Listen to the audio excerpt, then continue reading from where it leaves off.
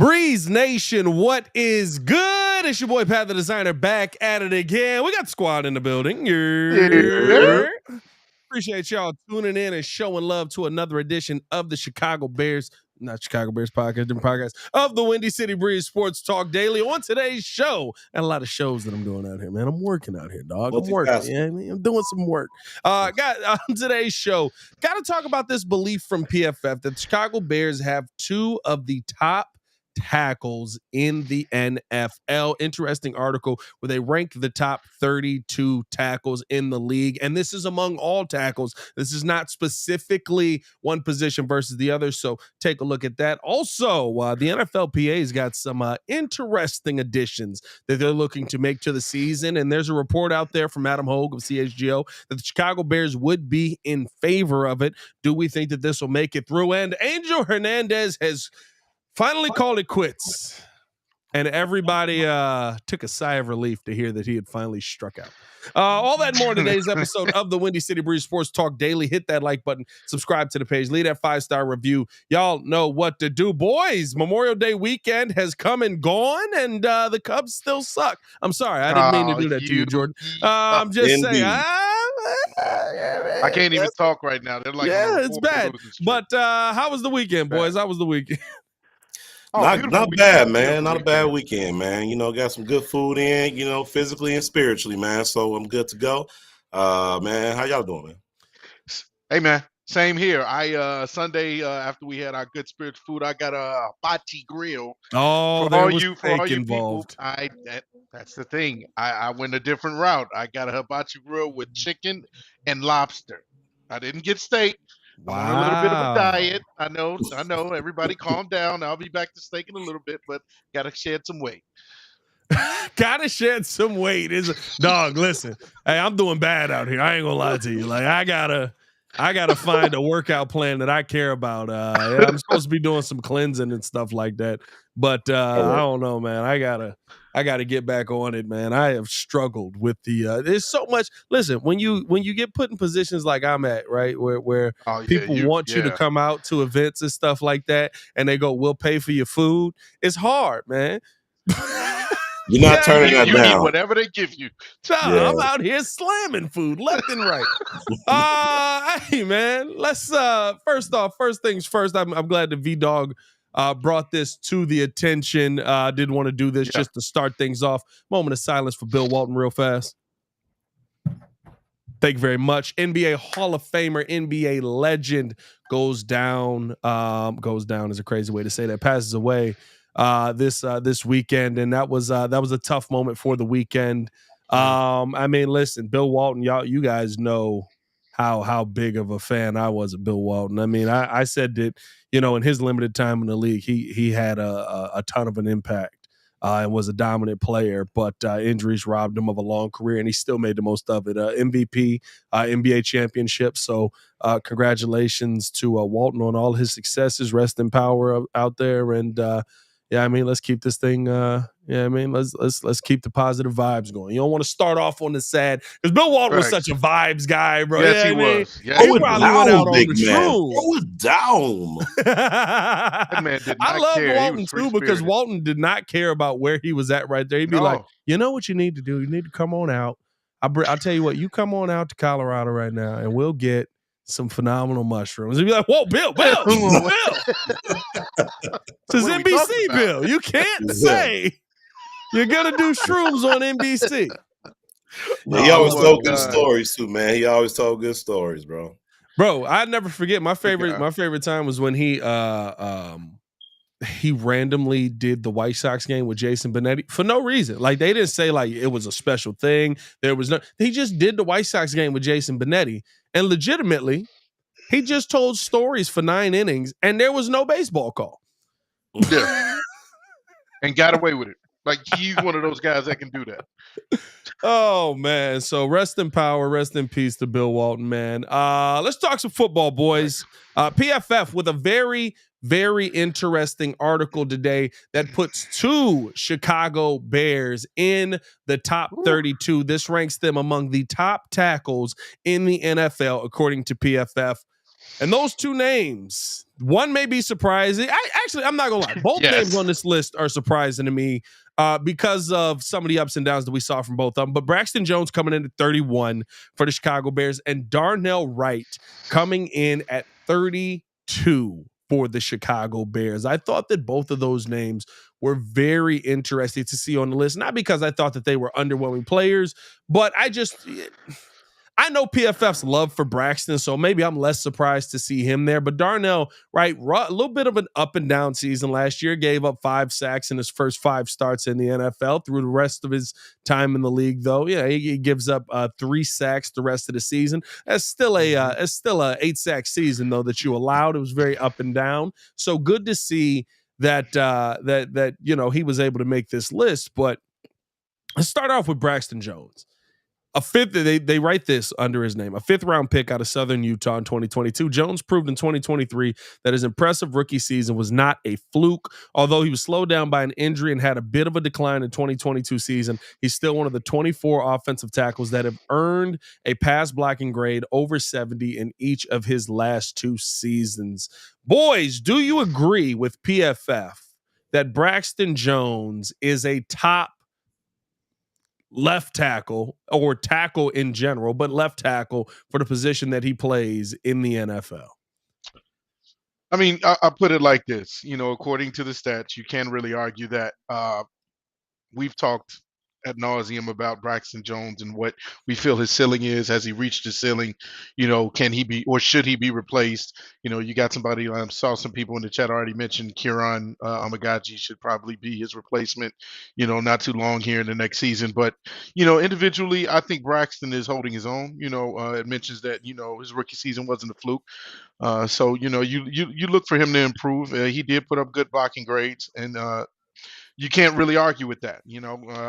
It's spot on with the stats. But again, me personally, I still think that we can get better at that position. But for now, he is holding his own. You already know what the issue is with him. It's that god dang bull rush. And if he has worked on that in the offseason, bull rush. That's so funny. Like, come on. Yeah, it's so if that gets kind of worked out where he's better at attacking that, then hey, I like it. Yeah, I like it for a couple of reasons. Like Jordan said, if you look at the stats show. If you look at the offensive tackles pass block win ratings last year, he ranked number 5 overall. And so that's 93% of his pass blocker rating. So for me, it's like, all right, he has the stats that show that he is a capable tackle. And at the same token, I just love the fact that we have 2 tackles ranked up there. If you look at Minnesota and Detroit, the teams in our division, only Minnesota and Detroit have 2 other tackles ranked in the top 32, where Green Bay only has 1.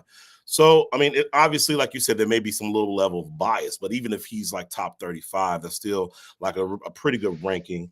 I like where they have him at. I'm comfortable with that. Yeah.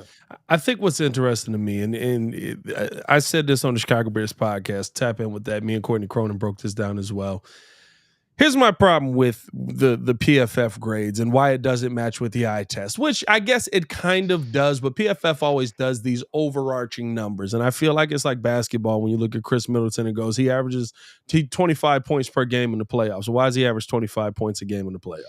He averages 25 points a game in the playoffs because he had 2 50-point performances in the first round. Then he had a 6-point performance. Then he had a 14-point performance. Then he had an 11-point performance. Well, when I look back at it, I go, well, he had 25 points per game. Yeah, but there's 3 games there where he caused me some issues because he couldn't find a way to get his offense going. Now, of course, I'm being facetious on that with the actual statistics that went down, but it's a lot of ups and downs. When you look at Braxton Jones, it's the same thing, right? You look at week 1, 89.9 versus Green Bay, had a phenomenal game. The next week, 63.1. He's getting cooked out there. Week after that versus New Orleans. Now, he ended up getting hurt in week 2, comes back.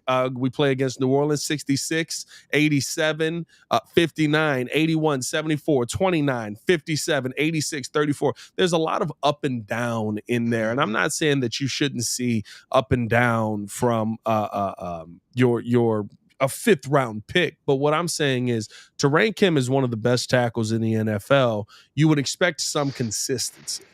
And the numbers on Braxton Jones are exactly what we've seen from Braxton Jones, a player who's just a very inconsistent player on the left side, who at times can be that guy that you want to see, and at times will be underwhelming on that left side as well. And you kind of have to live with what you have right now. It's not to say that he can't be serviceable over there. We've said that many times, but to me, when I saw him on this list, and I know PFF's love for him, I just feel like the numbers don't go in depth into, okay, well, this is why he's at 70 and his lows are very low. His highs may be high, but you got to deal with that up and down. And let's be real, inconsistency is what gets you fired in the NFL. Inconsistencies are why teams move on from you in the NFL. As much as we all love Justin Fields, I can't sit here and tell you he was consistent. That's why he's no longer on this team. That's why they felt that it was okay to move on to a different player. And so I just think that when you look at that left side, like, you hope I'll ask this, and I asked this on the Bears podcast as well. Is this a make or break season for Braxton? Is this a your job is on the line season for Braxton? Because I think that realistically speaking, it might be, by the way, real quick, over 100 in the chat.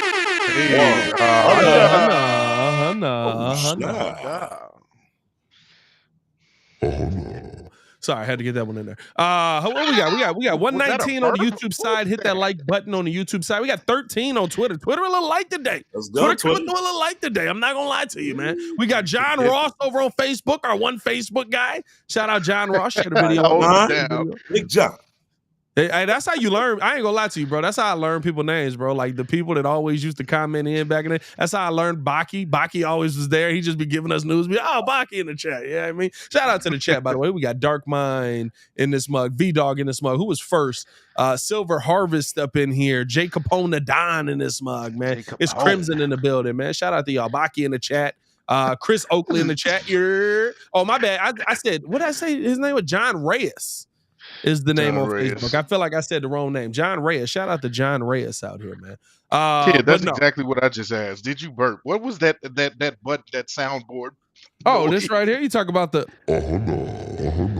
a Honda. I didn't know what that was. I think you thought you did one of those Simpson burps. What is the dude from Old Stafford? Oh no, but is this a make or break season for Braxton Jones right now? You know what? Yes. Yes. I'm gonna go with yes. I don't think it's too early. He's been in the league for some years now. The reason why I say that is because if you look at it across the board with this whole team in the roster, the talent level has improved vastly. And one of the things Ryan Poles said coming into this offseason is he wants every single position battle to be competitive. So if that's true to form, then Kieran Amagaji, who's again the third round pick, right? Yeah. Then he's going to come in and clearly, challenge Braxton Jones. In my opinion, he's someone who already has a better skill set or coming out of college than Braxton Jones. And so it's just going to be a matter of, getting him up to speed. And, come training camp, that's going to be a battle that I'm looking at, whether they, go back and forth.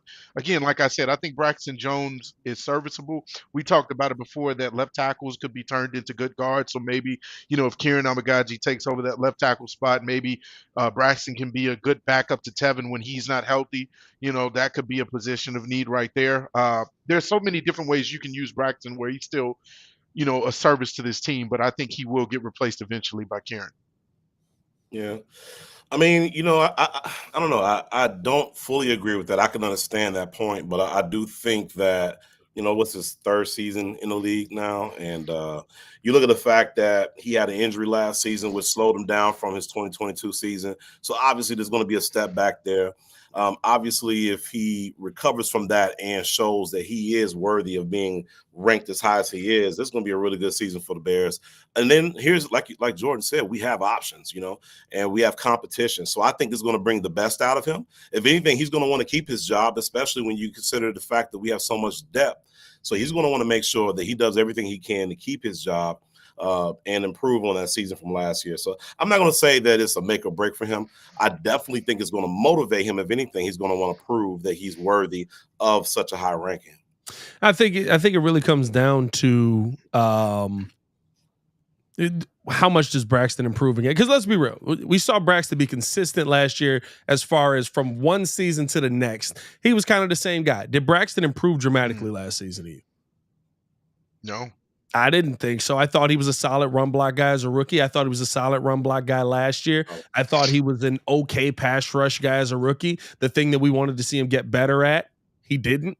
So I thought he was a solid, he's an okay pass rush guy coming into this into last season. This season, I need to see a significant improvement in something. There needs to be something that I look out on that left side and I say, you know what?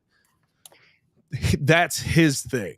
That is the thing that he goes out week in and week out and he dominates at, because that's really how you create your identity. And it's not to say that Braxton Jones hasn't overperformed. He's a 5th round pick. He's given us more than we ever thought we were going to get out of Braxton Jones. I mean, Absolutely. we started off. I forgot about this. Courtney brought up Riley Reef. I forgot we had signed Riley Reef to be our starting left tackle the year that we drafted Braxton Jones, and we ended up putting Braxton Jones in that position. I love the fact that you're seeing Braxton be able to go out there and be better than what he has been. But I think that you do go into this offseason program, this training camp this year, and you look at Braxton Jones and say, look, if you're not getting better at kind of being consistent at something, we've got a guy in the 3rd round that we are looking to take your spot eventually. And that's that's how football goes. Lance Briggs talks about it with me all the time. He says they brought in off-ball linebackers every year to take his spot. Nobody ever could. This is not like we hate Braxton. We shouldn't see him out there. He shouldn't have. Everybody outside of quarterback position got to compete for their jobs out there.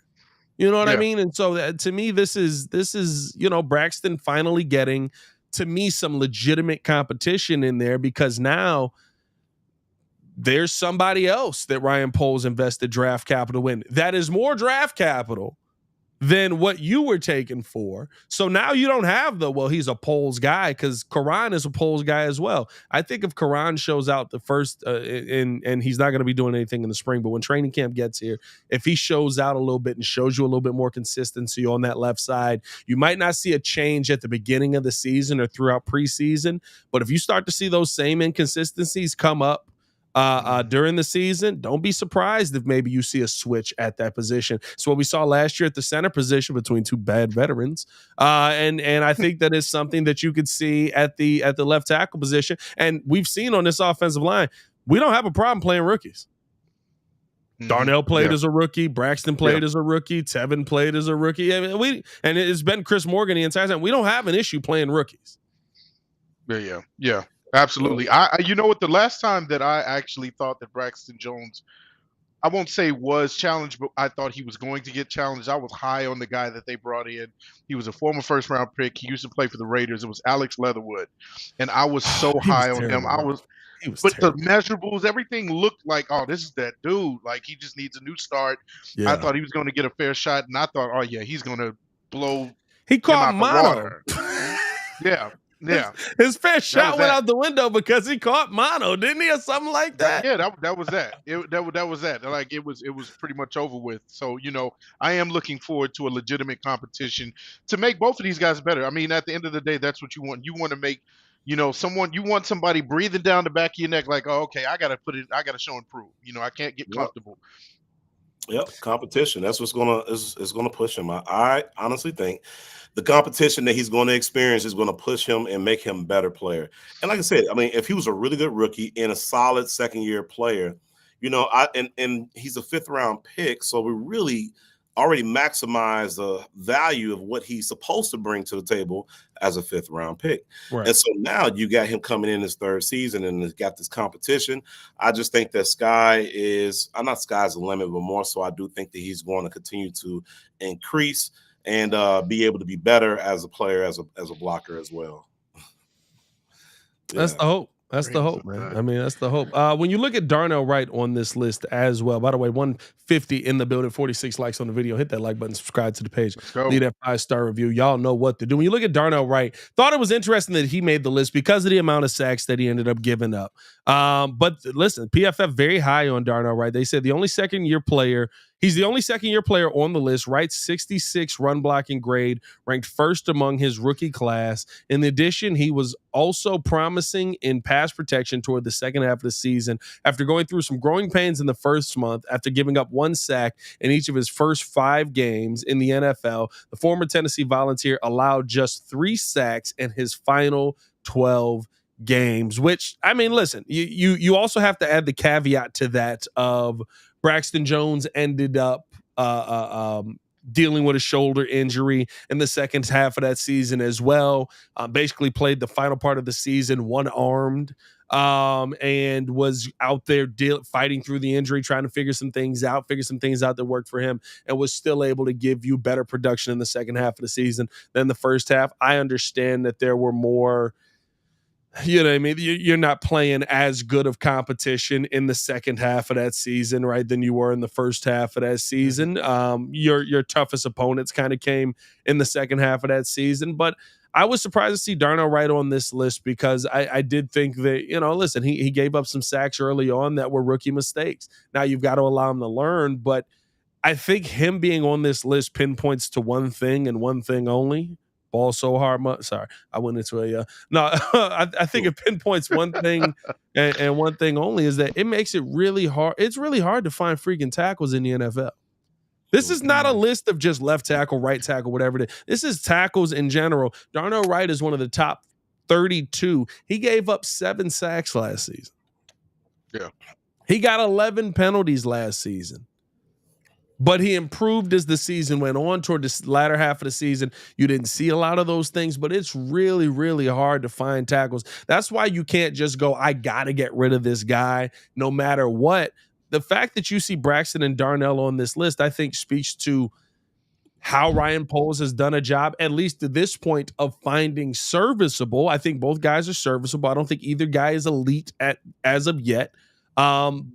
But guys that also have room to grow. When you look at even Karan, when you look at Braxton, when you look at Darnell, right? They're guys that were talked about as guys who have room to grow and room to continue to improve. And I hope that we continue to see that, especially from Braxton Jones, because, listen, the left side of the line is the most important side, especially for a quarterback who is trying not to get hit.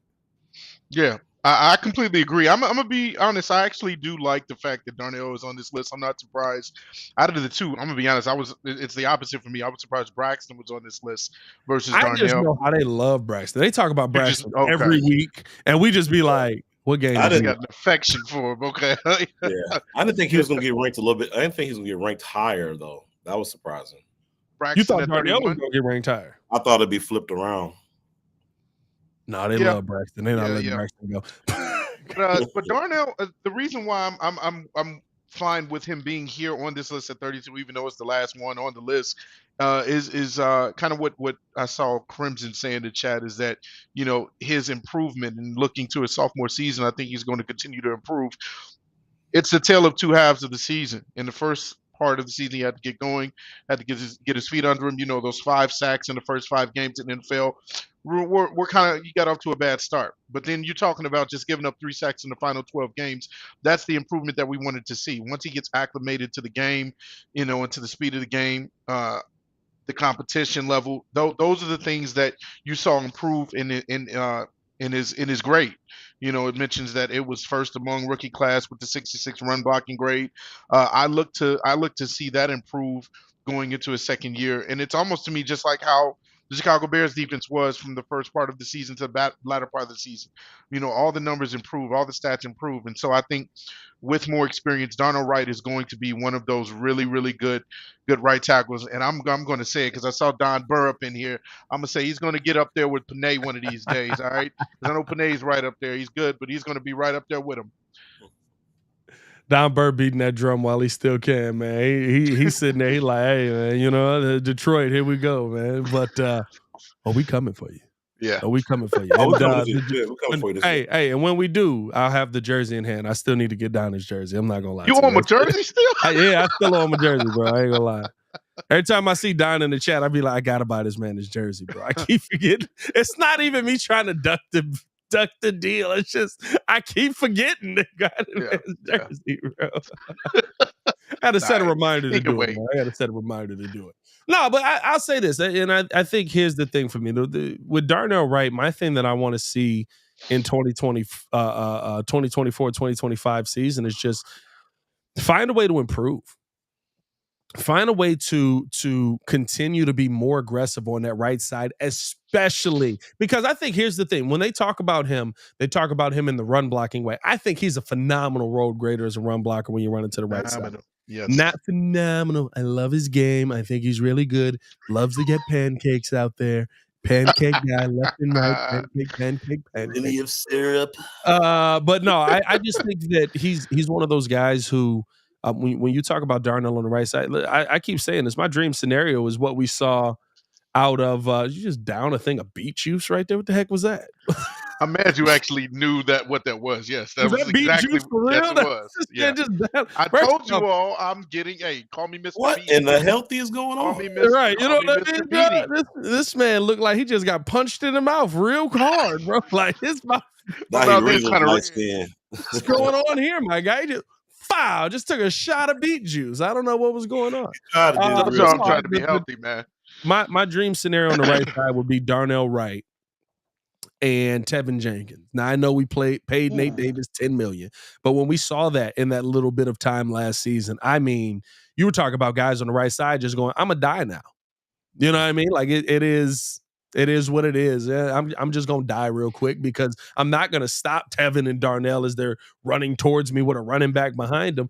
And to me, you have a perfect setup for you to be able to go out there and continue to build on that. I think that you if you do end up paying Tevin Jenkins, maybe he stays at left guard. Maybe with how some of the things are, you move some guys around and you go with on that right side Darnell Wright and Tevin Jenkins. But I just think the fact that you already know he's solid in the run, you know what he can do. Yeah. You say, okay, keep that up, keep getting better with that. But I just want to see him after what we saw in the second half of that season, but with both arms.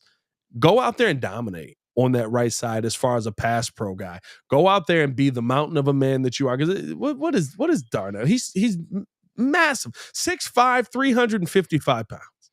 Yeah.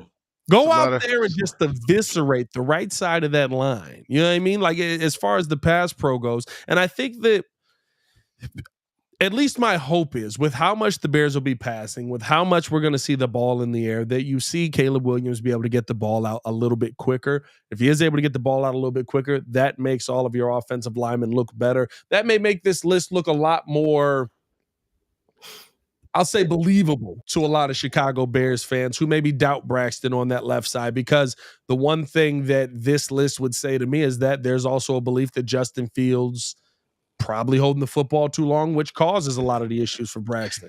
Probably holding the football too long, which causes a lot of the issues for Darnell, which causes some of the sacks, which we know, right? We know that Justin was holding the ball too long, and so it makes the offensive line look a little bit different. So I think that, to me, just improving that pass pro and just continue to dominate in the run. And I think Darnell Wright, by the end of this season, could be one of the best tackles in the game of football. Yeah, if that is the case too, like, and I didn't think about this with Justin, like if he is holding on to the ball, is what's causing pass protection to break down, and he's ranked as high as he is with that in tow. Yeah, it's possible that could improve upon this year with Caleb, who possibly may be a better pocket quarterback, hopefully. And then you also got DeAndre Swift, and so you got a better running back, a running back that potentially could be an all-pro running back, and somebody who's going to hit the gaps. And so I definitely think with the weapons the Bears have this year, it's a good possibility that you're going to see those tackles get better, and you're going to see them ranked higher, hopefully by the end of the season. Yeah, no, I agree with you. We'll see what ends up happening with it. But hey, appreciate you guys tuning in, showing love. Hit that like button, subscribe to the page. We're going to keep this thing moving along because there's something very, very intriguing coming possibly to the NFL offseason, which would change the time of year that we are in right now. We are in OTAs right now. And so there's a lot going on around OTAs. I'll be there again this Friday, kind of getting a look on Caleb Williams, see if he has a little bit better day or if people are going to be losing their mind, like in the latest skit featured on the Windy City Breeze. Check that out. Another skit. Right. We got another skit out. A lot of skit going on over here. You know what I'm saying? But, big skit guy. You know what I mean? Big It's skit guy. Nice skit. Nice skit. But the NFLPA is working to finalize a proposal to overhaul the offseason starting as soon as 2025, eliminating voluntary on-field work in the spring in favor of a longer training camp ramp up with players reporting in mid-June to early July per sources. Tom Pelissero was the first one that I saw speaking on this, and he is reporting the NFLPA believes the schedule could help with player injuries. The NFLPA has consulted medical and performance experts to create a solution for reducing injuries and maximizing player recovery time. Under the potential proposal, virtual classroom work would still be permitted in the spring, but no practices until camp. There's also a report from Adam Hogue of CHGO that there are Bears that are in favor of this and they are even pushing hard for it, thinking that ramping up for 2 months in the offseason and then taking 6 weeks off before training camp is detrimental. It's also his understanding that Ryan Poles and Matt Eberflus has already discussed this decision with some leaders on the team about this plan. And what makes this interesting to me is almost a twofold thing. One, when you look at this from an NFLPA standpoint, how are you going to make this work? Because to me, this is all about 18 games. Yep. It's all about getting 18 games in there. There's going to be 18 games. You would assume that means another bye week. And I looked this up. The Super Bowl next year. Let's say this goes into effect, right? The Super Bowl next year is on February 9th. Mm-hmm. So in 2026, it'll be somewhere around there. You're talking about if you're adding training camp in there, if you're adding preseason, if you're adding all of this stuff, you're extending the season out 2 weeks. Your season's not finishing until what next year would be the 23rd of February. So your season's not finishing until the final week of February. Okay. How are you going to make that work with free agency, with the draft, with there's a lot of things that have to happen all at once. Yeah. In the month of March, in the month of April, right? There's a lot of things that are back to back to back that usually it's you get half of February, you get some of March, and by the end of March, you're kind of ramping up for all of that. Maybe that's what they want. This is a tough sell for me, knowing what's coming with it. Yeah, I mean, this is definitely a setup for 18 games. It's inevitable. But, at the end of the day, I think it's two different thoughts I had when I thought about this topic is this is all about money. It's all about the dinar. For sure. It's all about the dinar. Tommy cutlets. It's all about it. And so obviously here's the thing to the players, right? You want higher contracts, especially running backs. You got to play more games, have more TV spots. This is going to be more viewership. People want more content, more football. So on that end of the spectrum, it works for the NFL, but it also potentially can help players heal better, I guess, in a sense where they don't have to be so banged up going into training camp. But then the other piece of it is that they possibly could go into training camp seriously out of shape if they don't handle their offseason right correctly. So it's a lot of different thoughts that come along with this. And it's which way is the best route? Is this the best idea for teams involved? I think for the league, yes. I think for the players' pocketbooks, yes. For their health, potentially, but man, they might come into camp out of shape. Always cracks me up with that too. It's like you can't speak player health in 18 games. Can we stop with the health stuff at every turn? Yeah, they actually care about that. We care about player safety. No, you don't. You're adding 18 games. You don't care about player safety. Players were getting destroyed playing 16 games. You know what you did? Let's get 17. And wouldn't give him a bye week. And wouldn't give him a second bye week. Let's get crazy. Let's get 20 games with no preseason. How about that? Is that where we're going? It's gonna be a rough game, one and game two. It probably is where we're going. A shorter preseason, but I think here's my thing, right? And when it comes down to it for me is that when I look at okay, you're lengthening the season. You're adding in training camp here. You're putting everything in this long so basically football starts in July and does not end until February.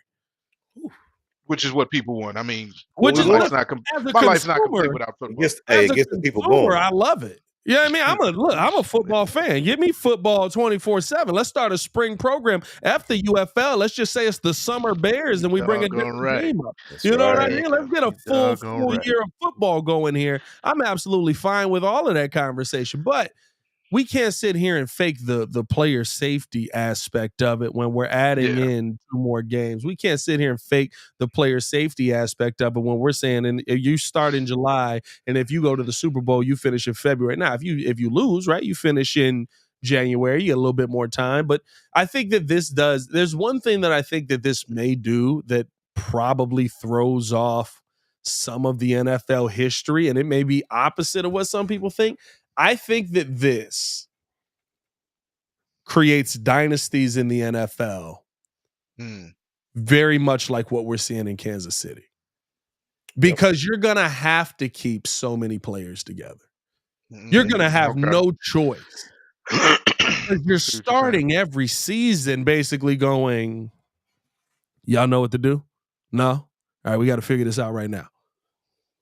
So more than likely, you're going to have teams more inclined to keep more of their draft picks, keep more of their players. The good teams aren't going to be breaking up as easily as we've seen some of them break up in the past, right? I mean, look, what we get? We got a solid 3 years of Josh Allen and Stephon Diggs.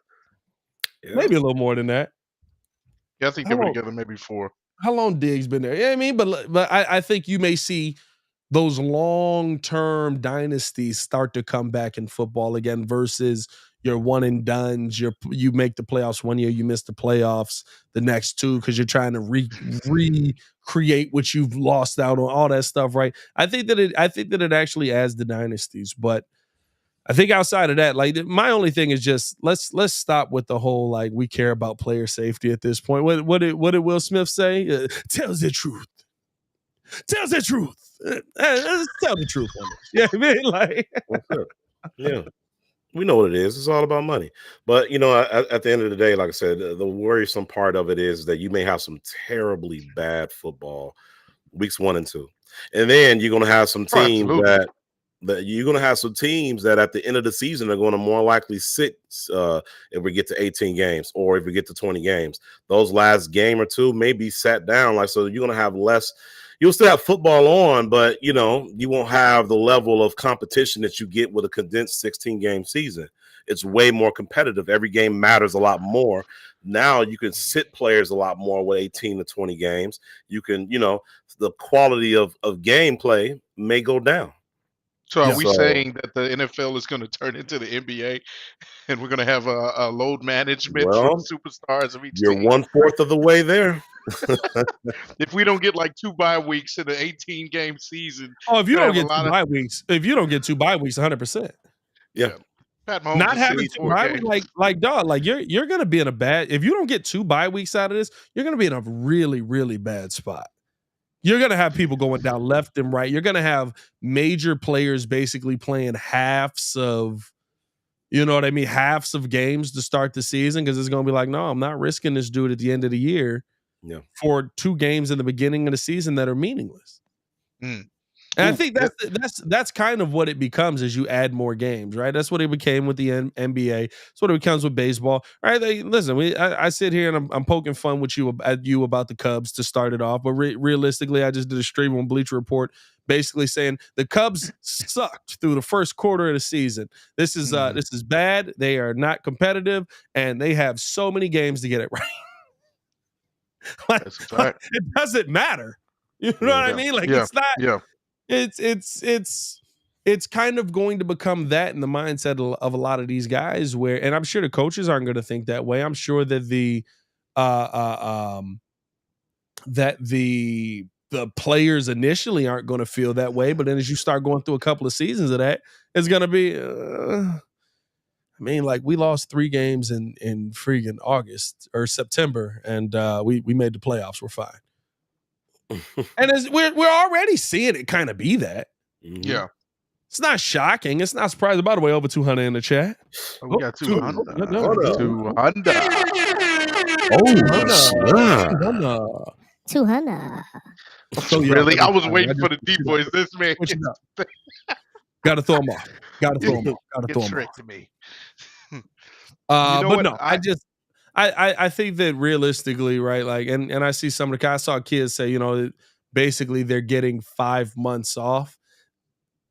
I hear you. Yeah, I mean, like if you're in January and you're starting back up in July or in June, you're getting 5 months off. But this is a weird sport. Time off, when you have too much time off, it's bad for you. When you have not enough time off, it's bad for you. Yeah.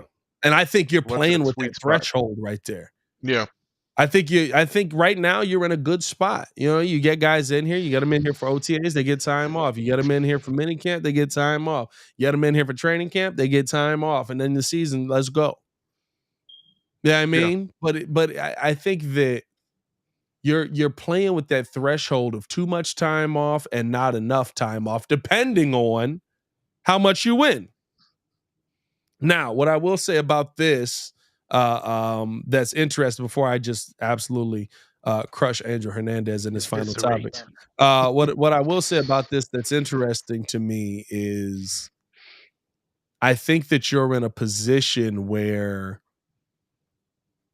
even if the NFL doesn't do this, and I think the Bengals do this, I want to say the Jaguars kind of as well. Everybody doesn't follow the same OTA schedule.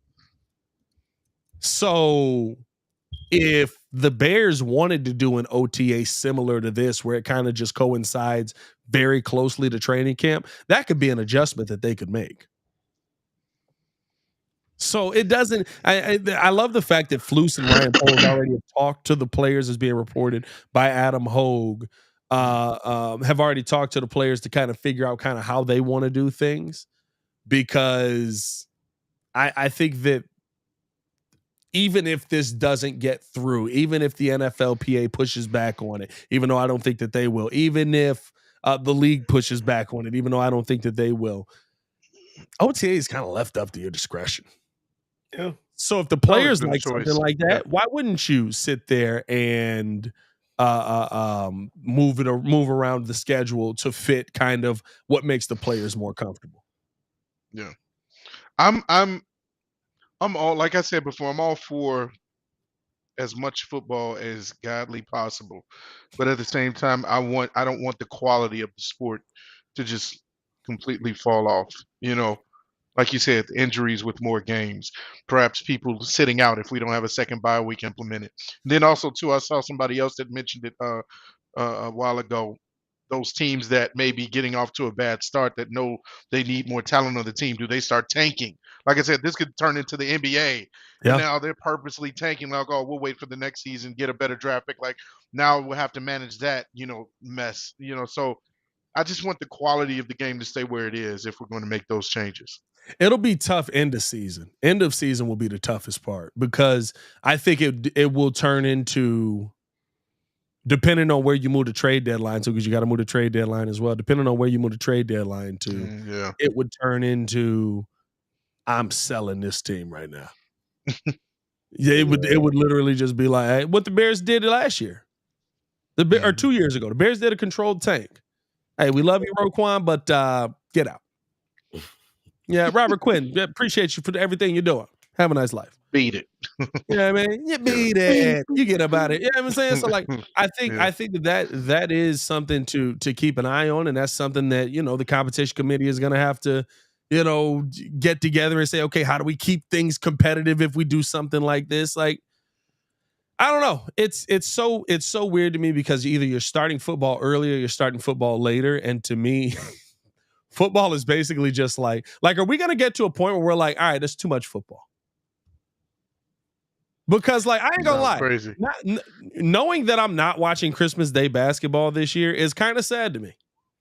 I'm gonna be watching football. I'm gonna watch it. Unless you got the Joel Holt experience, you got multiple. I got multiple TVs, and that's gonna be. But we know what we're paying attention to. Yeah. You know what I'm saying? Like, I know I'm gonna be like, I'm watching this game right here, but like that's also on at a time, and Christmas Day was NBA all day. Let's go. Used to be. I didn't need foot. Now, I'm not saying no, but I didn't need football on that day.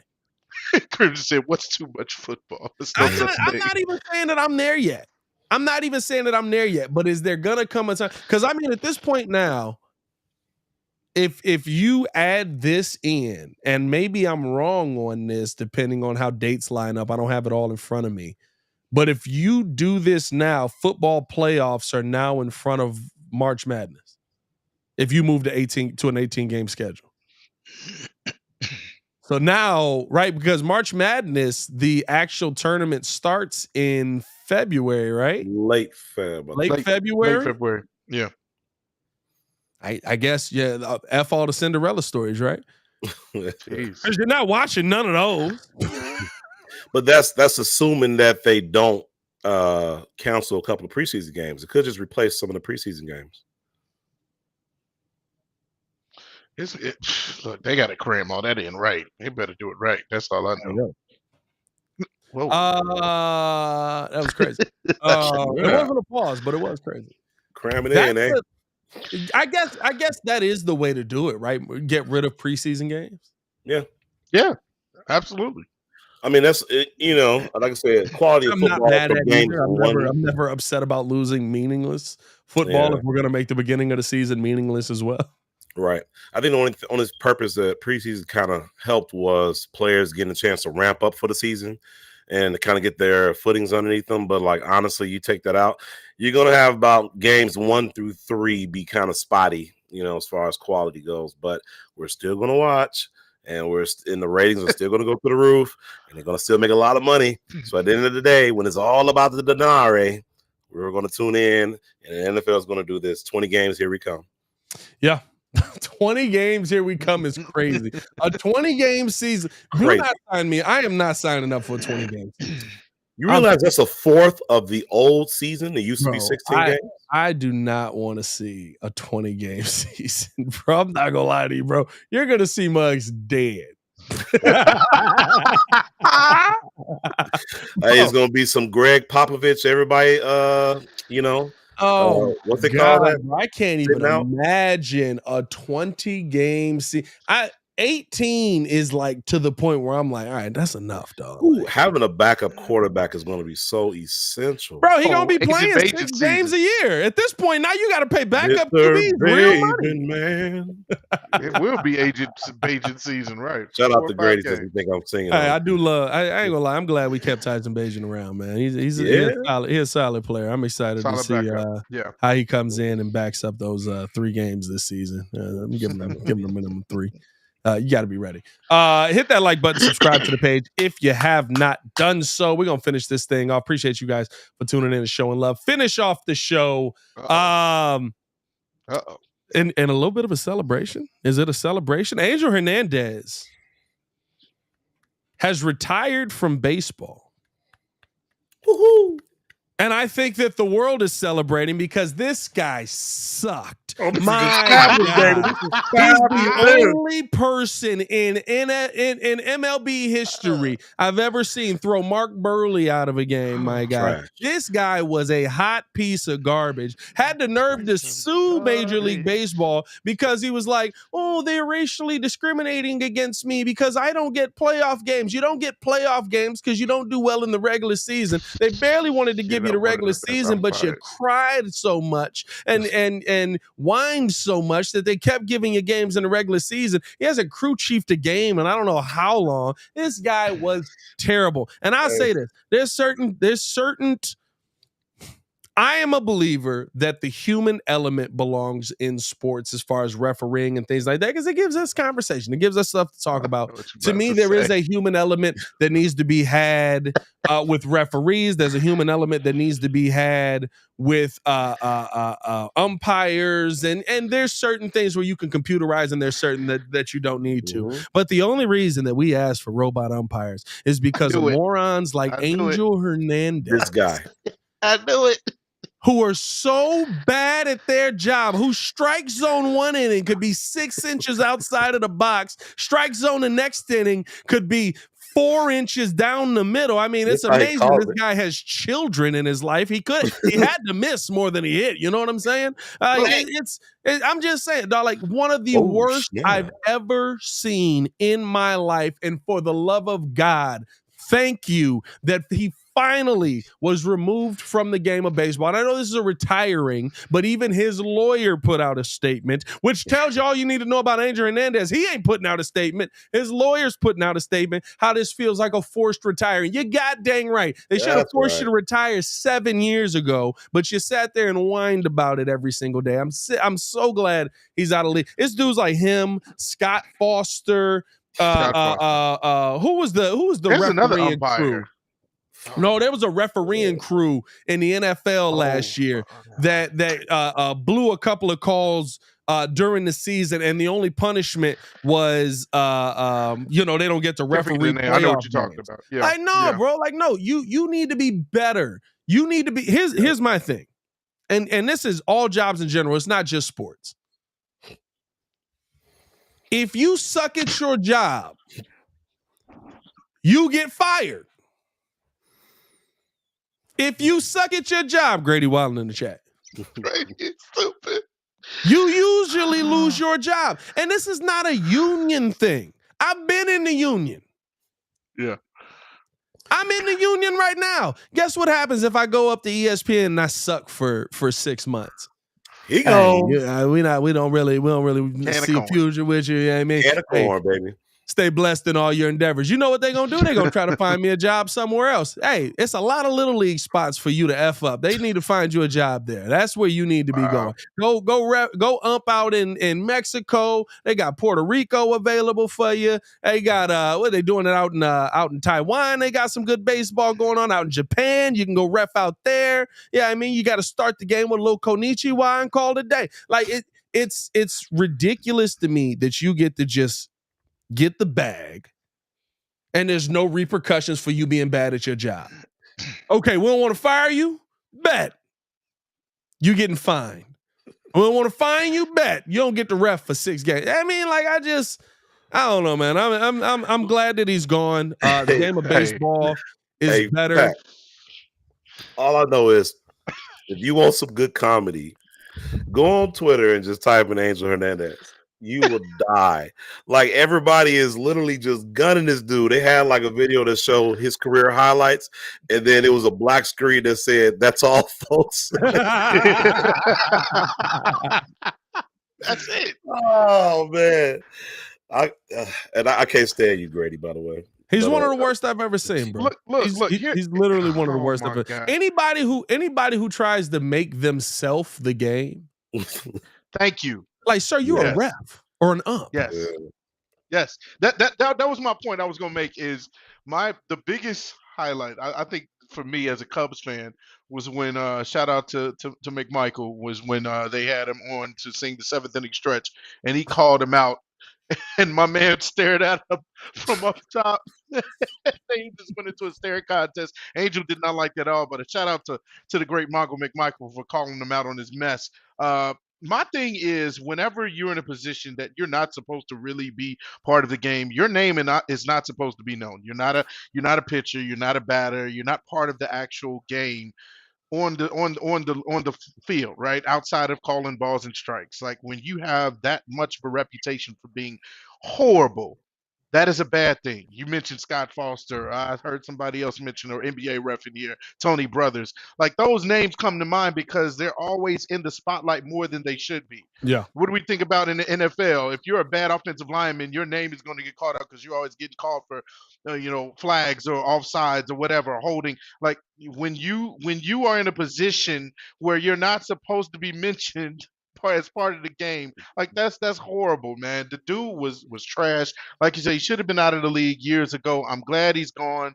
Perhaps he gets another shot with some third world country refereeing or whatever. Who knows? But goodbye, good riddance. Hey, just WWE. That's where I want to see Andrew Hernandez next. Let's see him reffing a WWE match and just see some. Just give me who would come out. That would be nice. Give me Maddox. Maddox still in shape. Didn't he toss Maddox too? Yeah. Give me Greg Maddux coming out there just, a little kick to the gut, foul. Maybe it stings a little bit. You know what I'm saying? I get, bro. It blows my mind because there's this belief that the human element in sports is not important. And the human element in sports is important. The problem is when the human element becomes too important in the sport because you're that bad at your job. Yep. Yeah. And that's the problem with a lot of referees in general. I mean, I think the NBA is probably notorious for it. A lot of these referees, bro, a lot of these referees show up as if they matter that much. Like they have to, even when it comes to like calling a charge, they go over dramatic and go, you know what I mean? Like all that extra stuff. I ain't gonna lie. Some of that is funny. You can have the block charge. Like, come on, man. Like you doing all this extra. No, I'm cool with that. It's just the right call. It's not about you, bro. It's not about you. It got to be the right call. That's all my thing is. Listen, when who was that? Was that Joey Crawford did that? Where he did like the I mean, it was the right call. It was a charge. I wasn't mad at it. He did a skip to my loop. I wasn't upset about it because it was a charge. You know what I mean? Like, don't sit there and you doing the whole you behind the plate. Hooray! Hooray! And it's like, dog, I was 6 feet outside the zone, bro. Like, what are you looking at, bro? Like, you sitting here trying to be extra because you done got your feelings up in the bro. It's balls and strikes. You know what I mean? They said this man took a selfie, and this is how he took the selfie. just happened. Just outside, way outside. Just outside. Just a bit outside. Bro, I'm just saying, bro. It's Listen, Saturday. I don't care if you show some flair. Because you know who my favorite, I'll say this, my favorite, one of my favorite umpires is Jim Joyce. Jim Joyce had flair. He's one of my favorite umpires because he effed up a perfect game. Mm. And he went in, he looked at the tape, and he realized he effed up. There was no replay there. Who was it? He messed up Galarraga's perfect game. And this was at a time when like perfect games mattered. Mm-hmm. Oh, they were rare. And it hurt his soul that he messed up this kid's perfect game. Like he was crying afterwards. He was running. Yeah, I mean, he ran to the back to see if he got the play right, realized he got the play wrong. Like they got all the audio of him, like, because they interview people, they interview umps and stuff after. And I mean, he's crying in the press conference. Like you could tell he cares about his job. But he was extra. He was somebody get in your face and scream at you if you want to go chest to chest in this mud. I mean, like everybody, I don't mind the theatrics. Just be good at your job with the theatrics. I think freaking Gucci Ref is hilarious. Gucci you know who Gucci Ref is. Wait. In the NBA, you know exactly who Gucci Ref is. What are you talking about? I don't know his real name. I think that he is a good referee. I know what you're talking about. But he got some antics. Yeah, I mean, he'll sit there and look a player in the eye, wait for him to look at him, and then be like, you know you got him. Come on now. That's a foul, baby. Come on, dog. He looked just like Gucci Mane Calvin. He looked just like him. I'm fine with you having some antics, some theatrics, all of that stuff. It's irritating when it's against my team, but I'm fine with that. Just be good at your job. That's all. That's at the base of it. You know what Aaron Hernandez was not? Or no, I did that on the Bears podcast too. You said Aaron Hernandez. Aaron? You know what Angel Hernandez was not? I did that on the Bears podcast. Wow. The Bears podcast ends wild. When y'all hear that, clip that up and tweet that at me. That was crazy. The thing I love, you know what Angel Hernandez was not, I should say? Good at his job. Trash. Sewage. And I mean, like, just bad forever. So it is what it is. And good riddance. We will not miss you. The game of baseball is better having lost you. We are all dumber for having watched you referee or umpire games for that whole speech. The sad part is that 15 years, 20 years, probably more than that. Longer than that. You shall be awarded no points, and may God have mercy on your soul. Hey, man, appreciate y'all for tuning in and showing love. Hit that like button, subscribe to the page, leave that 5-star review. Y'all know what to do. For Jordan JC Nova said and Dak. E-Dub, it's your boy Pat the Designer back at it again. Y'all stay safe out there, Chicago. One love, except to Aaron Hernandez. Peace. Or not Aaron. Dang it, Angel Hernandez. Oh, snap. Oh,